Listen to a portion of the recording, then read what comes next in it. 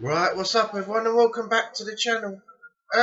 Just want to tell you a story today of how I almost became homeless, and you can't trust people that you think are friends. Now, when I moved into this place here, it was around about 12, 13 years ago, the final option to move in was offered to me because I declined it twice before, and the person who was living here was going to get someone else in. So I decided to give it a go. But my mum was like, "Oh, you'll be home in a couple of days. Give it a week, a month. You'll want to come home." And I managed it. I've been here 13 years. So yeah. What I was about to say was, when I first moved in, going back, this was, I had no furniture like I've got today. I had no couch, nothing. The room was just bare. No curtains. I just had one chair, and I sat on that with a TV on a small table just in front of me down there. Now, I eventually got kitted out with a sofa from the guy who lived here as well, because he had two flatmates that had moved out, and he let me have that for a while. Within a couple of months, he came back and took that sofa, so I was back to one little chair again. Going forward, eventually I managed to kit out the front room, not to the standard that it is now. That this is a while ago, before all of this in here, all of this that you can't see it all, but I'll do a video showing that one day. So yeah, eventually got the front room kitted out. Now, a few months after all that, I got two cats and brought them home. Now, the guy that was upstairs decided that he was going to move his girlfriend in that he'd met on a blind date through some friends. So we then became three. Now, this is where it all changed prior to us falling out. When she moved in, she did certain things that I disagreed with. Only some silly little things, but for example, sharp knives. When they were in the drainer, she put them in blade up. Now, I was constantly turning all of these knives around, because if you're moving your arms, you're doing things, washing up, we're going to put stuff away. You go to put something in, jab. Oh, I've cut my arm from the blade of the knife.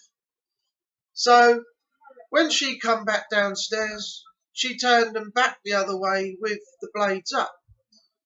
So I went and made a complaint, and I said, "I've turned these knives around for a reason. The stupid idea of putting them blades up is ridiculous, so why don't you turn them round?" "Oh, well, that's not the only thing you've got to worry about," is what I was told. So I said, "Why?" "You've upset her." And then I thought, well, what have I done? So I said, "Okay, fine. Well, I'm not having the knives blade up anyway, so I'm turning them round." And she come back and turned them back the other way. So in the end, I couldn't be bothered anymore, so I gave up. Then she'd come home from work after he got in, and me and him were getting on okay. And she'd come in, and sometimes she'd go, "Hello," so I'd reply, "Hello," just to be polite. A few other days, she'd come in, and she would be Um, yeah, she'd come in, she'd go straight upstairs and not say anything. So I was like, okay, fine, I'll do the same to you when I come in. So this went on for a little while, and in the end I thought, this is stupid, so I'm going to say hello when she walks in, even if she doesn't. And she'd ignore me sometimes and go upstairs. So I went upstairs and complained again. Oh, it's your fault, you've done something to her. So I said, I haven't done anything, I've been polite, I've had times when she's come in from work and she's gone straight upstairs, and this is getting silly now. So I said, if she doesn't want to talk to me, she doesn't talk to me. She just comes in, goes upstairs, and she sits in with you for the rest of the night, and you do whatever you want to do. I really don't care anymore. So for a few months, I got blanked. She'd come in, go straight upstairs. And I thought, okay, fair enough. I'll do what I want to do. You do what you want to do. So without worrying about her, I went upstairs and I said to my mate upstairs at the time, do you want to go down the pub for a drink? And he looked at her like this. And he was like, no, not tonight. I've got online things to do tonight. So I thought, okay, fair enough. Went back up a week later, asked him the same thing. They're both sitting up there. She's on the couch watching TV. He's at the computer. Do you want to go for a beer? No, not tonight. And he looked over and she must have said, so he's gone, no, I'm not going out. So I thought, right, the final time, I'll go up there and ask him next week. Went up. You want a beer? He done this again. No, not tonight. I'm online. Got some stuff to do online again. So I was racking my brains thinking, what's he doing online? But it's not my problem. It's up to him, whatever he's doing. So I got to the end of my tether and I said, look, I'm not talking to her. Pointed at his girlfriend over there. I said, I'm talking to you. I said, if you want to go for a beer, we'll go now. I said, if she needs you, she can phone you. But honestly, I can't see any reason why we can go around the corner and she'll need you to come back straight away. So we should be all right for a little while. No, not going out, no. So in the end, I said, right. I said, fuck you, I'm going on my own. I said, I'm not asking you to come for a beer again. I'm not asking you anymore. And prior to her arrival, we used to go out all the time. We went to the Angel Inn in Shoebury. We went into town. And suddenly, when she became a part of his life, he didn't go anywhere. So, as I said, I went out on my own. And I had much more fun on my own, meeting people, having a few beers, and generally just, getting to know new people. And I was just down the bottom end of Hamlet Court Road from where I am now. And I thought, yeah, that's fine. I'll do this myself. I'm not asking him anymore. So that was that. Now, going forward a few more months, he told me, this is where it all went wrong, he told me that he was moving out. So I said, okay, thanks for letting me know. Where you going? Which is the question you would normally ask somebody, where you going, where you moving to. So he said, oh, we're moving into my girlfriend's mum and dad's for a few months before we get our own place sorted out. So I said, oh, okay. So when you're leaving? So I got the date. And then he turns around and says, oh, I've told the landlord you're leaving as well. And I said, what? I got the shock of my life. I said, are you having a laugh? And he said, no, I've just been on the phone to him upstairs. So I said, well, why didn't you come and talk to me first? Before you've just told me now. I said, I can't go anywhere. I've got the 2 cats. I've got all my furniture. I've got nowhere to store it. I can't go back to my mum and dad's, I said. So where am I going to go? I said, you didn't think about that before you spoke to the bloody landlord, did you? Oh, well, I thought you were moving. I said, it's no good thinking I'm moving with you. I said, you've now fucked me up. I said, what's the landlord's number? I said, oh, get me the landlord's number. I'm going to have to ring him, see if I can stay here. And I thought, shit, if I got no chance of staying here, I'm in fucking lumber. So I spoke to my mum and dad, and they said, well, the worst comes to the worst, they'd have to sell everything in your flat, and you'll have to come back and live with us. So I thought, shit, I don't want to do that. So luckily, I phoned the landlord up and I said, look, the guy who's living here now, he's told you I'm moving out. I said, I'm not. I told him my circumstances. I said, I can't move all the stuff that I've got. I've got no way of getting a van. I can't go back to my mum and dad's. And I've got the cats here. And he was fairly good. He's a fairly good landlord. You got any problems? You know, he'll say, do you know anybody? And I'll say yes. And depending on the situation, he'll say, right, can you get him to do the job? And I'll pay for it.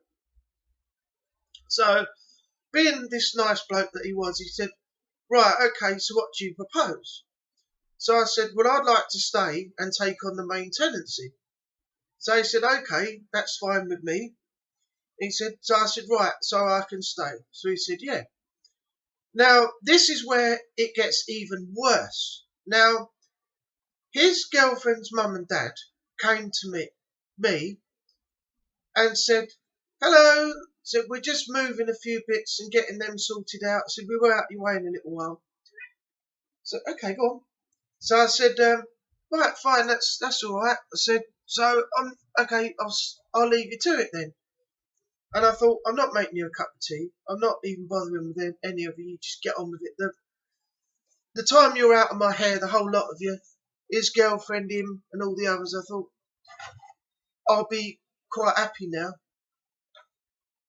So, obviously, his mum and dad and everyone, what are you move up there, go on, jump, that's it, the cat. So yeah, obviously while his mum and dad were helping them clear out, they were here for a few days extra. Now the mother and the father came back and they were in the hallway up a ladder.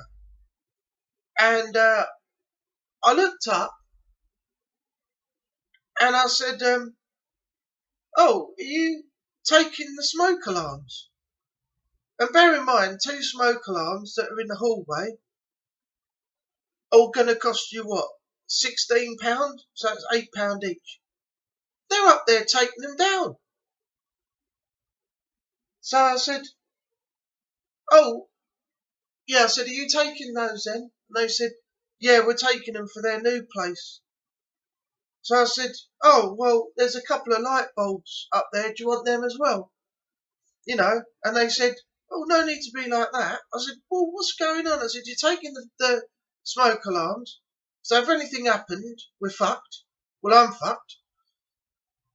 And I said, take the light bulbs. I said, I'll just go and buy a whole load more. I'll sit in the dark for a little while. Oh, there's no need to be like that. So I said, oh, I can't be bothered with this anymore. And then a few days later, the 2 of them, before they leave, are in the kitchen clearing out. And all the sideboards, work surfaces, nothing. I had no kettle, no toaster, no microwave, no deep fryer, no nothing. It was like you just walked in to somewhere that you've got to furbish yourself. Everything. The whole place was blank. Then he's wheeling out a fridge and a freezer, and I said, well, you're not leaving that for me? Oh no, we're taking this to the tip. I said, well, where am I going to store all my food? So he said, well, we're getting rid of it. I said, can't I have it? No, we're getting rid of them. So he went all the way down to the tip with 2 fridge freezers, chucked all them, took all the kettles, took all the toasters, microwaves, I had a blank kitchen. I was sitting here for like 2 weeks trying to scrape up money to buy something to fit in the kitchen so I could eat. In the end, I ended up getting takeaway and saving myself a little bit of cash to try and balance out what I could buy to make the kitchen up. So I was really, really pissed off. Then they came back and they stayed here for another couple of days until the lease ran out. And I got to the point where I had no one else living here except me and them two, and I needed someone else for when them two moved out. So I found out through my best friend's auntie that somebody was living in nurses' accommodation, which is only one room, where everything's all in one room and you do everything directly from there. So I got in contact and they decided that they were going to come round and have a look. So to basically piss them off upstairs, because they were in and I wanted to show him round, I showed him round while they were still in. So I went, come upstairs, and he said, are they in? I said, yeah, they're in, but don't worry about it. So I took him upstairs and I said to him, right, this is one of the rooms. I said, it hasn't been cleared out yet, but you can split the room into two. You can have a front room and a bedroom. So I said, this will be whatever room you want to make it, and the other one will be whatever room you want to make that. So them two are sitting in there. He's buggering about online on the computer again. She's laid out on the couch over the other side watching TV. And I just said to him, this will be the other room. So I said, right, if you want to come down, I'll show you the other areas. So, of course, I showed him this front room. I didn't show him my bedroom, but I said my bedroom's in there. And I said, we'll have the shared use of the shower, the kitchen, and the toilet. So he said, okay, that seems fair, I'll come back to you. And then he agreed that he was going to move in a few days later. So when they'd gone, he moved in. And it's been much better ever since. Now, shortly after my new flatmate moved in, I received a phone call. So I picked it up, hello? And it was my old flatmate. And he said, hello, you all right? And I thought, I don't know why I want to talk to you, but to be polite, I will. So he said, how's things? I said, I thought in my head, right, I'm going to say to him now what I want to say to him. So first of all, I started off and I said, oh yeah, it's very good. I said, I've redone the kitchen. I said, we've now got kettles, we've now got toasters, we've now got microwaves, we've got a fridge, we've got a freezer, we've got a deep fryer, we've got a blender, we've got everything. And he went, oh, all right. And I thought,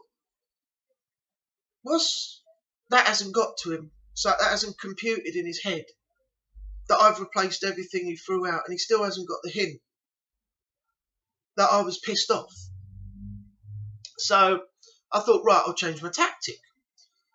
So I said, right, where are you living now? Are you still at your girlfriend's mum and dad's? He said, no, I've moved out. I've got a 3-bedroom house in Shrewsbury. So I said, oh, that's good for you then. So I thought, I'll be the best, be the better man thing. So I said to him, let me know where you live. I said, yeah, and I'll pop round one day. I'll get a card, welcome to your new home, that you can put on the mantelpiece or something somewhere. I'll have a drink with you and have a look at the place if it's all right with you. And all I got was this, I said, what's all the umming and ahhing for? So he said, well, it's my girlfriend. He said, she only wants certain people to know where we live, so you'll have to come round when she's out and go before she comes back. And I said, what? Are you for real? I said, is it your house as well? And he said, yeah. So I said, well, why can't you say to her that it's half your house? Friends of yours can come round have a chat and have a drink. You can't dictate to me who can come round and who can't. And he said, oh, it'll be too much trouble for me because she'll go berserk if she finds out that you were here. So do you know what I did? I said to him on the phone, I said, don't bother. I won't get a card. I won't be coming round. I said, if you haven't got the bollocks to tell her that your house is your place and her place as well, then I've got absolutely no interest anymore. See ya. Put the phone down. And I haven't spoken to him since. I did get one Facebook message as a friend request, which I declined, and I sent him a message back saying, I don't need people like you anymore. You haven't got the courage to stand up to your girlfriend and tell her it's your house as well. She never spoke to me before. It was very on and off. You nearly made me homeless. I've now got a new lodger and everything else. I'm not interested.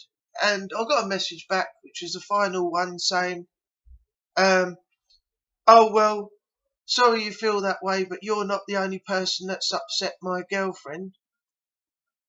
So, and something else. And I thought, we're back to the upsetting the girlfriend part again. I really don't care. So I just deleted the message and I haven't spoken to him since.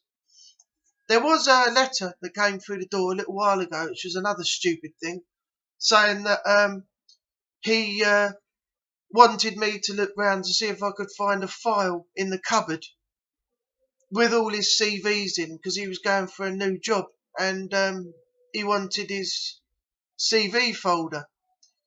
And I just basically just threw the letter in the bin, and the paperwork that I found that he'd left behind and all the stuff that he never came back for had already been put through the shredder anyway, so he'd never have got that back. All his mail that came here when he hadn't had redirected, that all went in the shredder as well. So I'm totally clear of the guy now. Haven't got to worry about anything anymore. So that's it. That's the story of how I almost became homeless and finding out that you can't trust everyone that you supposedly call a friend. So I hope you enjoyed the video. I hope it didn't go on too long and bore you, but I just wanted to get that out there. I'm not mentioning any names of any people involved in this. I don't want that to be put in here. So that's why I said him and her and a few other things. Ex-flatmate and stuff like that. So yeah, I hope you enjoyed the video. Leave a like and a comment. Let me know what you think. Also, if anything similar or worse happened to you, leave a comment also in the box below. I'll be interested to hear what happened. If it's too personal and it's not good to talk about, you don't want to talk about it, don't put anything in the comments box below. I do not want to be responsible for anybody getting upset for something they put on there that brings back bad memories and things like that. So yeah, if you like the video, leave a like and a comment. Let me know what you think. Don't forget to subscribe if you're new to the channel and help the channel this year and for the next year and so on.